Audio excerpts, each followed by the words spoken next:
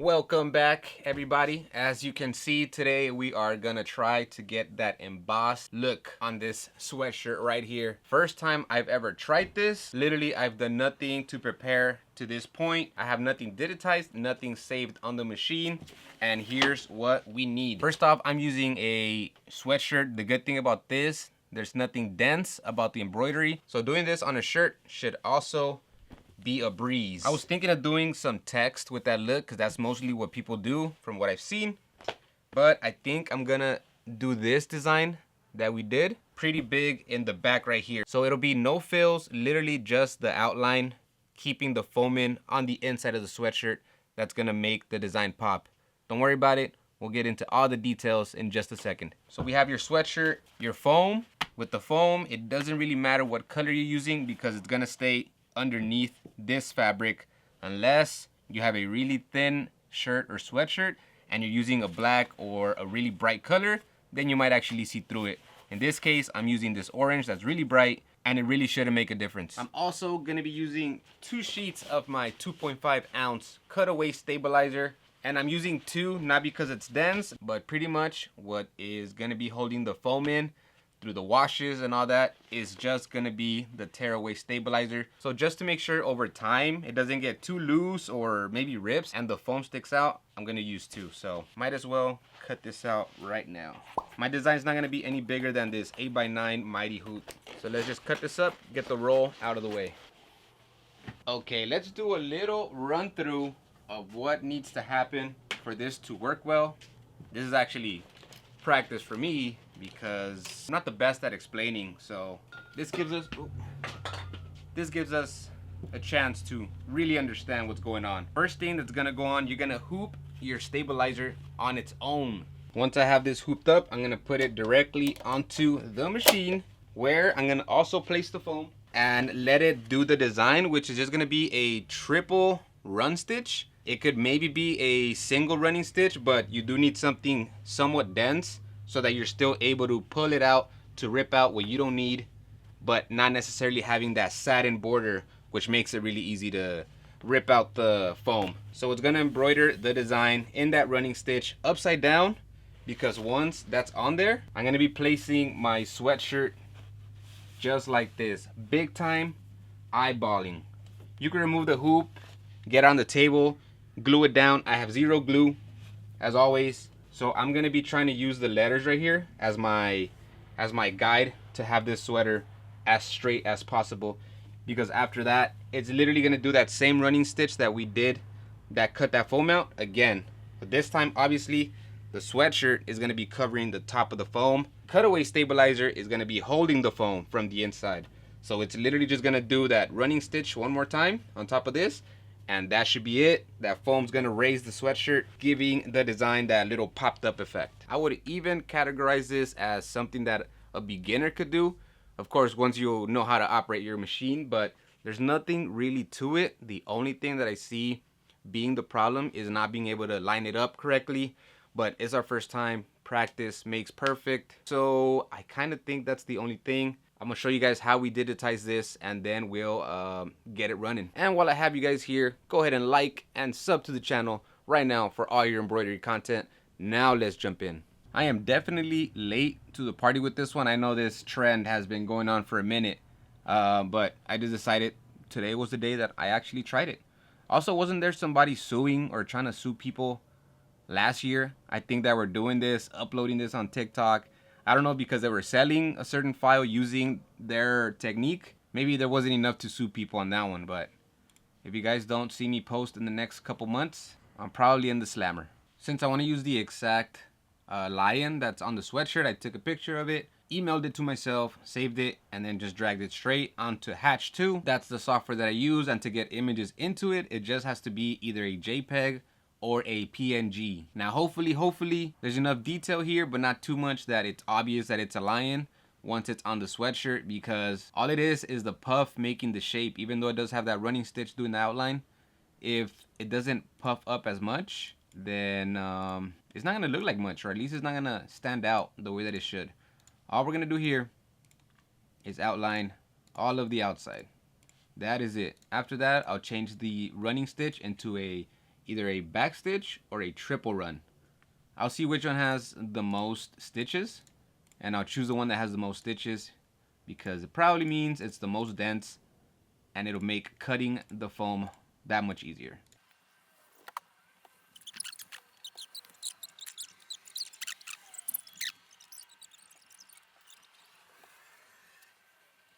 I have everything here. I just need this other eye. Copy, paste, right click, mirror, X. We just drag that right over. Let's go ahead and delete our background picture so we could center everything perfectly. So a single running stitch has 1,050 stitches. If we do a triple run, 3,000 stitches. Sculpture run, 2,047. A back stitch, 3,665. But this one has a bit of a little jagged edge to it.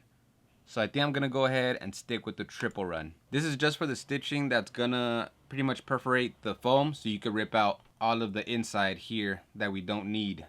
But that's about it. My height is the height of my design. I'm aiming at 7.5, which is pretty much the max height that I could do on a mighty hoop. And then let's go ahead and put our start at the top. Since it's gonna be upside down and I'm gonna line it up right below the Leo, I'm gonna be able to place my design easily if my start is at the top of the head, and I could figure out how much lower I want it from the bottom of the word Leo. I'm gonna go ahead and save this and take it over to the machine now. Sorry, I stopped the screen recording, but for the second part, I'm pretty much just gonna rerun the same stitching that's gonna hold the foam as the same stitching that I'm just gonna press again to run it on top of the sweatshirt when I'm trying to finish it up. I have this green right here that should go pretty well with that olive green, military green, whatever you want to call it. But here's our boy. I go right here. Nope. I go here, here. Flip it upside down with that upside down P. That's my OK button. That G with the little arrow. Just go back, and now it's upside down. I'm just gonna line it up all the way at the top. Just lining it up here.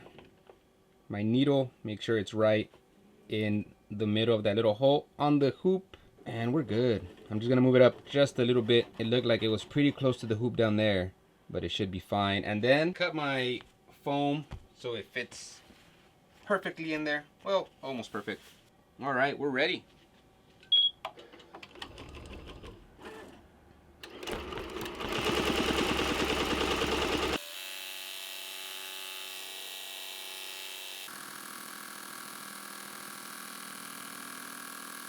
Looking at it, I'm pretty sure 2 pieces of foam would have been better. I hope it's good enough. This is not a sweater that I'm gonna wear, so I don't really care, but I think 2 pieces of foam is the way to go if you're doing it. But we'll find out when it's finished. If the foam doesn't come off that easily, I'll probably do the same stitch again to make it easier. Yeah, definitely gonna have to do it because I'm gonna end up ripping the stitches. I'm gonna rerun this and then we'll see how easily it rips off. Here we are again. If this doesn't rip out easily, I'm just yanking it. I'm just yanking it. It is not. Let me see if I could pull out. Damn. Okay, got a little piece. By the way, you don't want to unhoop. I know I already mentioned how this goes down, but keep the hoop exactly the same. All right, it takes a little work, but I know you guys are strong enough. Doesn't come off as clean as I hoped it would have. Definitely gonna have to go in there with the scissors.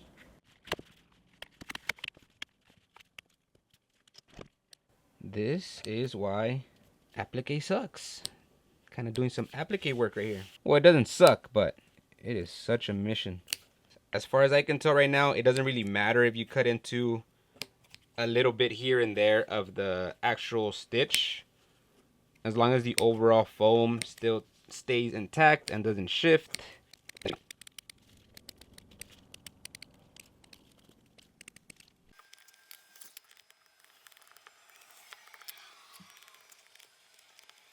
This is not that easy. I'm gonna use this little box cutter here just to cut outside of the stitch, but not push down hard enough that it cuts my tearaway. That would be game over. This wouldn't be my first option. I'm just going in to these little details, little corners that are impossible to get with the scissors.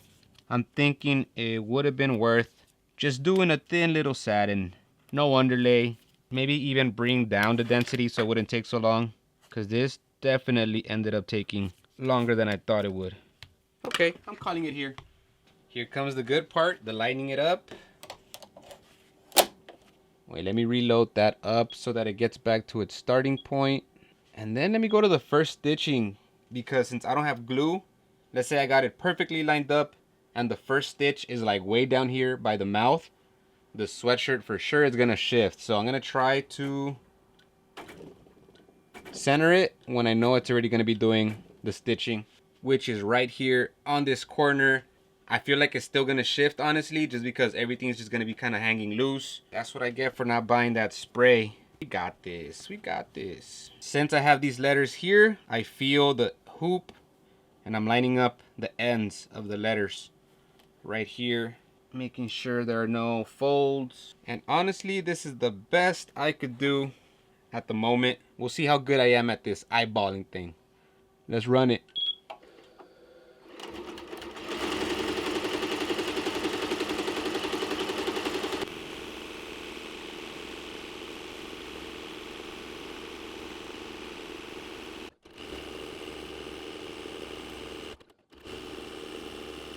It looks good, but we definitely needed 2 sheets.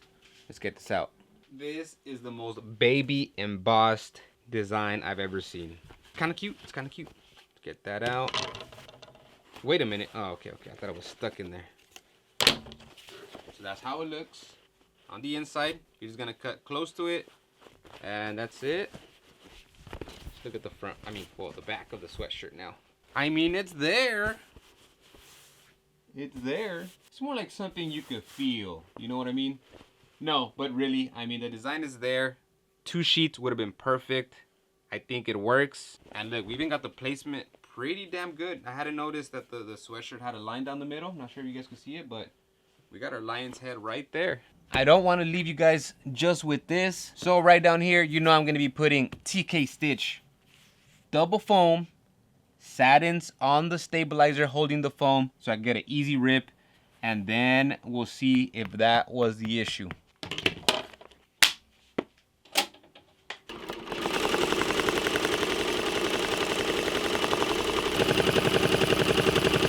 It just finished, but before finishing it off, I do want to say that maybe, even though I didn't have any issues, maybe doing the satin is not the best. At that point, you're just doing 3D puff, which in my opinion kind of defeats the purpose of avoiding kind of doing 3D puff and going another route and doing this embossed thing. So I think if you could just figure out a good sculpture running stitch that'll be really easy to rip, then you're better off doing that. Also, I digitized the same thing. I realized that I still need just a regular running stitch for when I have the sweater on top. So that's what I'm gonna load up. It's literally the same thing, just a running stitch instead of a satin. So the placement should be fine.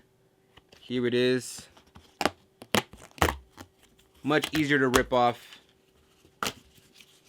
We got the double foam. So I'll get this off. We'll put it back into the machine and run that final stitch. This should be interesting. Really puffed up, but the letters are kind of small. So we'll see if you're able to differentiate the letters once it's all said and done. Going over again to my first stitch. My first little stitching point.